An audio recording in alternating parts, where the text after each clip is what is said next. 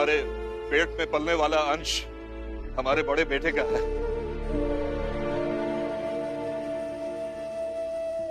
और हम तुम्हारे और अभय के रिश्ते को भी स्वीकार करते हैं बेटी।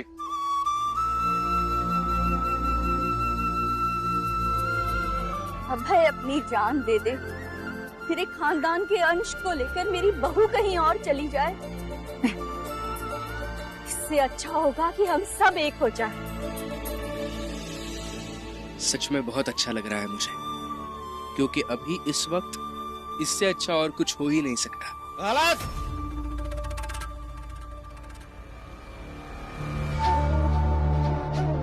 अभी इससे बुरा कुछ भी नहीं हो सकता।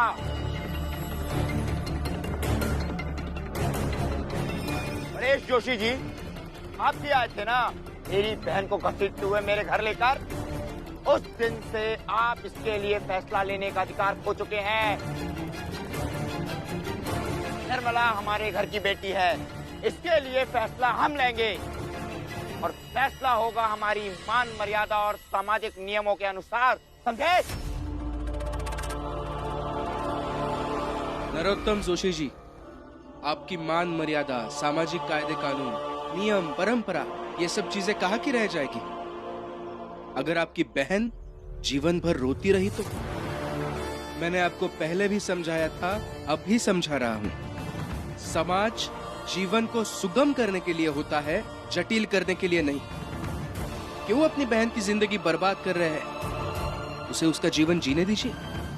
अब एक भगोड़ा मुझे बताएगा कि क्या उचित है और क्या अनुचित।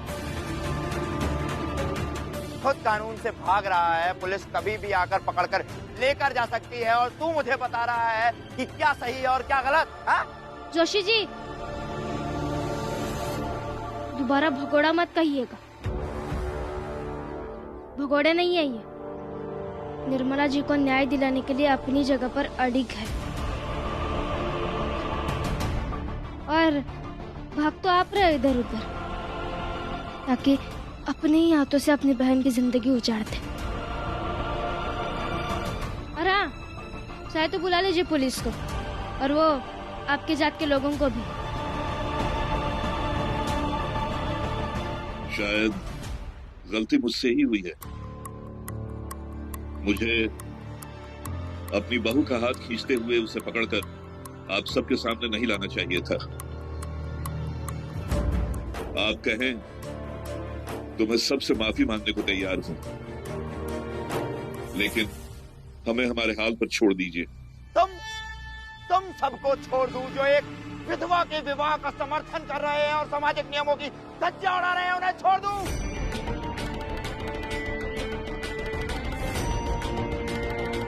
नरोत्तम जोशी छोड़ देता तुम सबको अगर ये मामला व्यक्तिगत होता, लेकिन ये मामला सामाजिक है। सही कहा था तूने परेश जोशी, तुझसे गलती हुई है और तेरी गलती सुधारूंगा मैं बुड्ढे।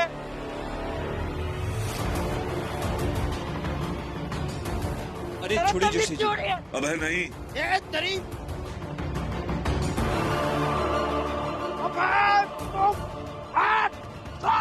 बाद में देखते हैं इनको हम। चलिए चलिए जोशी जी।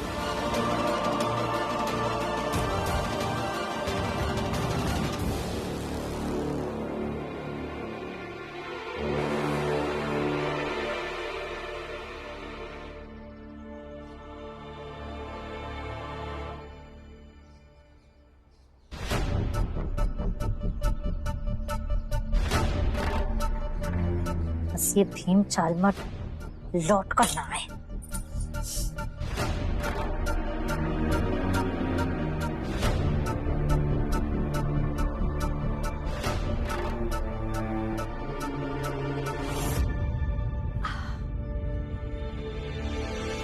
अरे अरे, कहाँ जा रही जीजा भाई? बैठ, मुझे बात करनी है तेरे साथ। मुझे ये समझा कि भीम वापस नहीं लौटेगा तो उससे तेरा क्या फायदा है?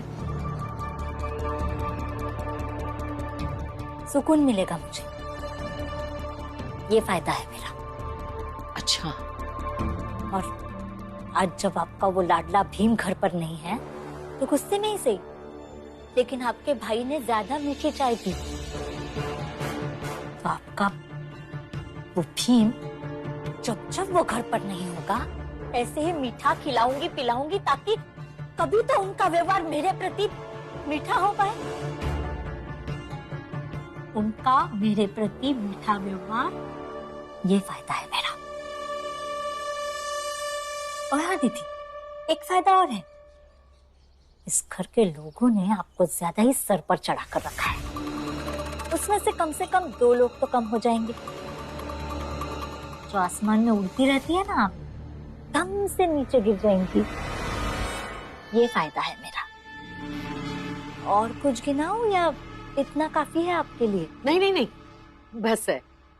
पता चल गया कि मेरी बहू को गिनती आती है। लेकिन शीशाबाई बेटा, जीवन गिनती पर नहीं चलता है। तू भीम को घर से निकाल सकती है, बंबई से निकाल सकती है, तेरा बस चले तो इस देश से भी निकाल सकती है, लेकिन मन का क्या करेगी? मन से कैसे निकालेगी? और जब तक भीम तेरे मन में है उसे चैन नहीं मिलेगा, तो ऐसे ही परेशान रहेगी। इसलिए ये गिनना, ये फायदा सोचना, ये सब भूल जा और हंसकर जीना सीख ले। तू हंसकर जिएगी तो पता चलेगा ये जीवन कितना हसीन है। और तुझे जितना लगता है ना, उतने बुरे हम है भी नहीं। और भैया को मीठी चाय पिलाने से या रिझाने से अच्छा ये होगा अपनी सोच बदल। फिर देख सब कुछ बदल जाएगा।